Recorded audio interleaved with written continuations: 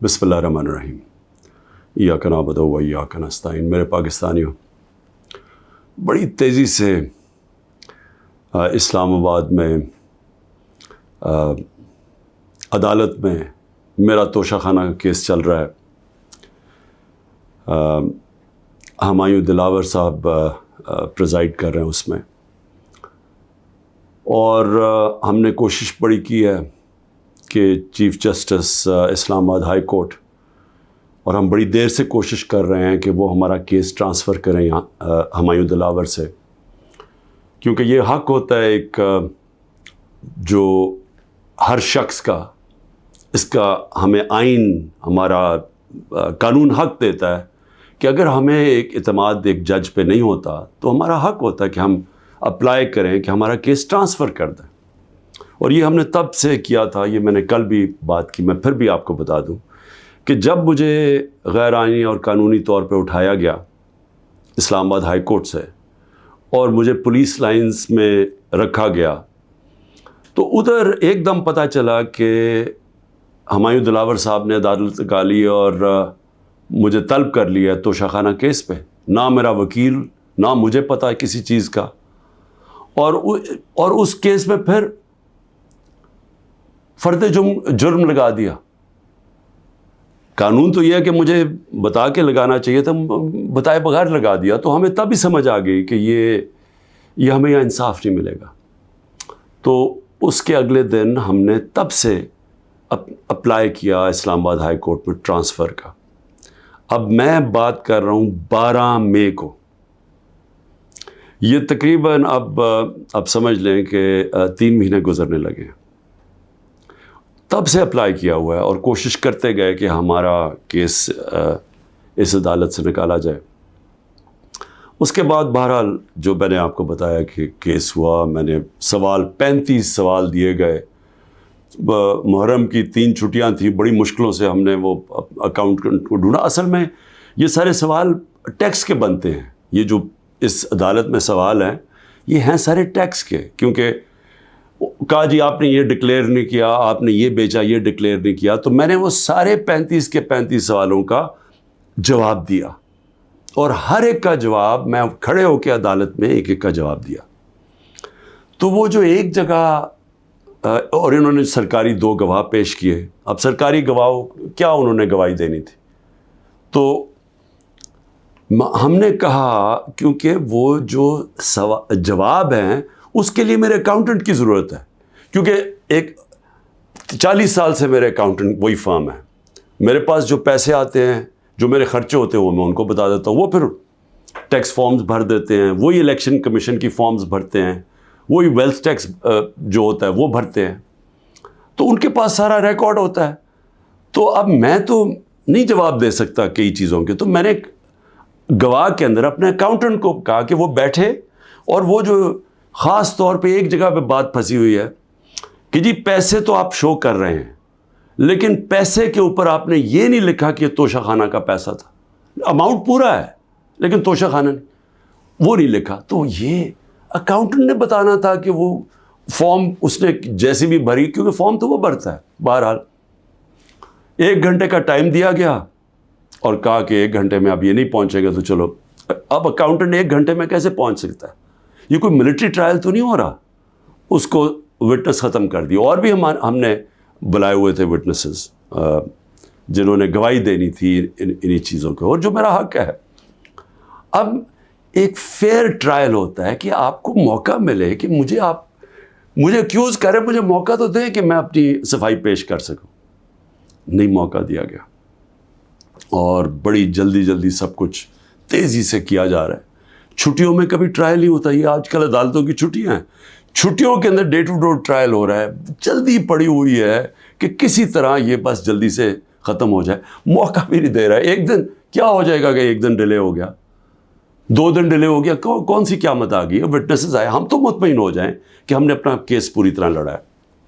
लेकिन छुट्टियों के अंदर भी जल्दी पड़ी हुई है कि किसी तरह फ़ैसला आए। हालांकि हम सुप्रीम कोर्ट में भी हैं, और इस्लामाबाद हाई कोर्ट से मुझे कहना पड़ता है कि मैं काफ़ी मायूस हूँ कि वो ना फ़ैसला करते हैं, वो खींचते भी जाते हैं, वो پورا موقع دے رہے ہیں کہ یہ جب فیصلہ ہو جائے. یعنی اگر ہم نے ٹرانسفر کا اتنی دیر اپلائی کیا ہوا ہے تو کم از کم فیصلہ تو کریں. وہ کرتے بھی نہیں ہیں. بہرحال وہاں بھی ان کو بھی میں نے کہا, بڑی دیر کا کہا ہوا ہے کہ ہمیں چیف جسٹس اسلام آباد ہائی کورٹ پہ مجھے کوئی اعتماد نہیں ہے. جب مجھے اٹھایا گیا وہاں سے, آپ سوچیں کہ مجھے غیر قانونی اور آئینی طور پہ اٹھایا گیا ان کی عدالت سے, اور انہوں نے اس کو لیگلائز کر دیا. یعنی اصل میں تو ان کو اللیگل کرنا چاہیے تھا. سپریم کورٹ کو تو جانے کی نوبت نہیں ہونی چاہیے تھی. ان کی عدالت میں بیٹھا ہوں, شیشے توڑ کے, ڈنڈے مار کے, وکیلوں کو مار کے, وہ بیچارہ رجسٹری اسٹاف ان کو ڈنڈے مار کے, اور مجھے گھسیٹ کے لے گئے وہاں سے ان کی عدالت سے. اور چیف جسٹس نے کچھ بھی نہیں کیا, بلکہ اس کو جائز قرار دے دیا گیا. اس کے بعد جو اس سے پہلے ٹرین کیس تھا, 3 ممبر بینچ بیٹھا, دو ججز نے واضح طور پہ کہہ دیا کہ مینٹینیبل ہے کیس. چیف جسٹس صاحب فیصلہ نہیں کر رہے, وہ بھی لٹکائے ہوا وہاں. اور ہمیں اعظم سواتی کو بہت اعتراضات تھے. انہوں نے لیٹر لکھا کہ مجھے اعتماد نہیں ہے آپ کے اوپر. تو نہ وہ اپنے آپ کو ریکیوز کرتے ہیں, نہ ادھر نیچے سے ریکیوز کر رہے ہیں. اور پھر ہمیں بڑا ایک سیریس چیز ہے یہ جو فیس بک پہ دیکھیں, فیس بک 90 دن تک فیس بک کا ریکارڈ ان کے پاس پڑا ہوتا ہے.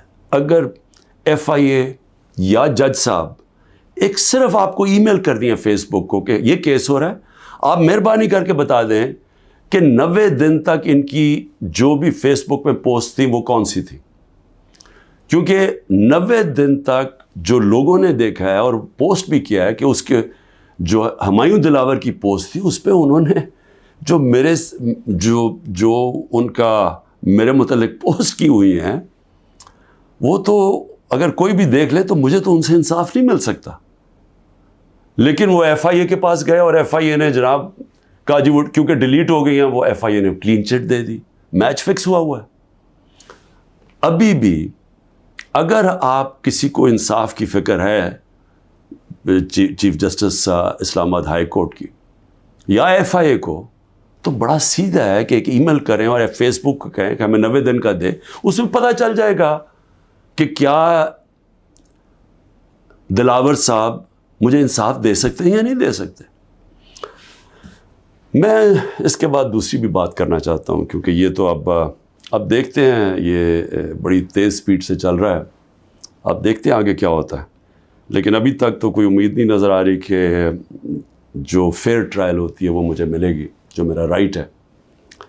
دوسری چیز یہ جو انہوں نے 2 بلز اسمبلی میں لے کے آئے بڑی تیزی سے, پتہ نہیں انہوں نے کتنے بل پاس کر دیے 1 گھنٹے کے اندر, کوئی 15 نئی لیجسلیشن لے آئے. وہ گورنمنٹ جو جا رہی ہے 15 لیجسلیشن, 8-10 لوگ بیٹھے ہوئے تھے اسمبلی میں. جمہوریت کا مذاق اڑا ہے, نہ وہ بل پڑھے گئے ہیں نہ کچھ ہے, جلدی سے, اور سارا بل کے پیچھے بدنیتی ہے.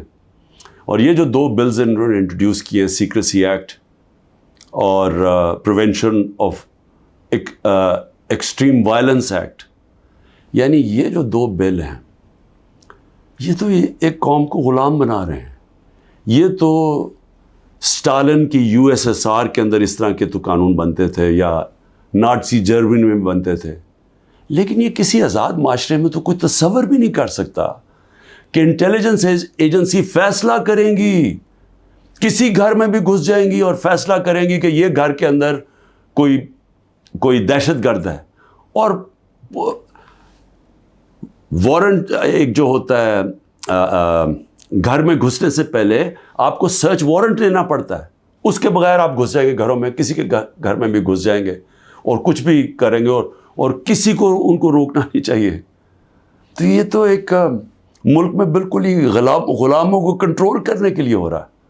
پھر سیکریسی ہے, ایک اور ایکٹ لے آئے ہیں کہ آپ کسی بھی اگر کوئی انٹیلیجنس ایجنسیز کا کوئی آدمی ہے, اس کا آپ نام بھی نہیں لے سکتے. اگر آپ نے نام لے لیا تو وہ آپ کوئی اسٹیٹ سے غداری کر دیں گے, سیڈیشن ہے وہ. تو یہ تو اس طرف جا رہا ہے کہ جنرل مشرف کے مارشل لاء میں بھی اس طرح کی حالات نہیں تھے. یہ تو بالکل ایک وہ معاشرہ, اور مجھے لگ رہا ہے کہ تیاری کر رہے ہیں کہ انہوں نے تو الیکشن کا کوئی نیت ہی نہیں نظر آ رہی.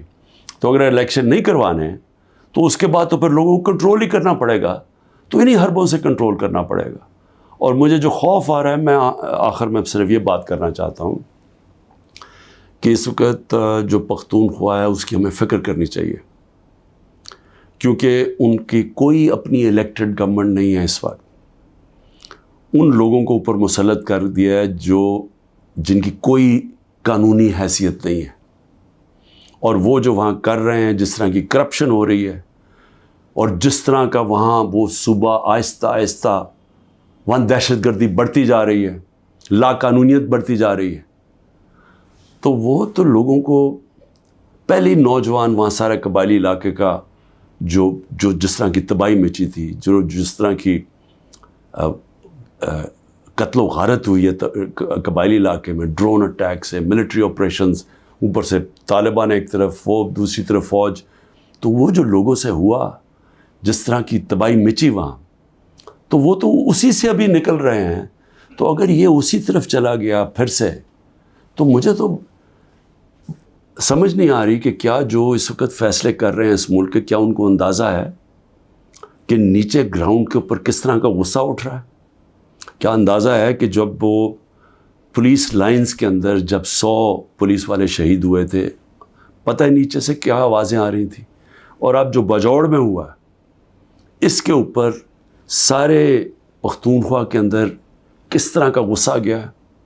کیا کسی کو اندازہ ہے کہ یہ کس طرف جا سکتا ہے؟ اور میں اس لیے کہہ رہا ہوں کہ بہت ضروری ہے، ایک ہی طریقہ ہے کہ یہ جو نیچے گراؤنڈ کے اوپر غصہ ہے، یہ تب نکلتا ہے جب الیکشنز کرواتے ہیں. الیکشنز میں لوگوں کا غصہ نکل جاتا ہے، اور پھر ایک جب منتخب گورنمنٹ آتی ہے، لوگ امید لگا لیتے ہیں، اور ہوتا کیا ہے کہ وہ جو سارا ٹیمپریچر ہے وہ نیچے آ جاتا ہے، سٹیبلٹی آ جاتی ہے، استحکام آ جاتا ہے ملک میں. تو یہ جو دوسری طرف ابھی کوششیں ہو رہی ہیں،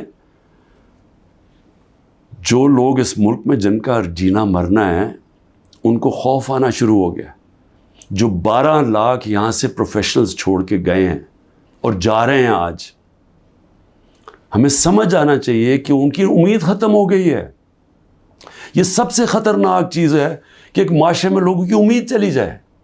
تو جس طرف ہم جا رہے ہیں، یہاں تو کوئی روشنی نہیں نظر آ رہی. اور اگر انہی لوگوں نے بیٹھے رہنا، یا اسی طرح پاکستان میں الیکشنز کے بغیر ایک کنٹرولڈ گورنمنٹ چلانی ہے اور لوگوں کو کنٹرول کر کے چلانا ہے، میں یہ اپنے تجربے سے ایک تاریخ کا ایک طالب علم ہوں، میں آپ کو بتانا چاہتا ہوں، جو سیاست میں ایک زیرو سے ایک پارٹی آج سب سے بڑی ماشاءاللہ پاکستان کی پارٹی ہے، جو میرا تجربہ ہے عوام کا، میں آپ کو کہنا چاہتا ہوں کہ یہ پاکستان کو ادھر لے کے جا رہے ہیں.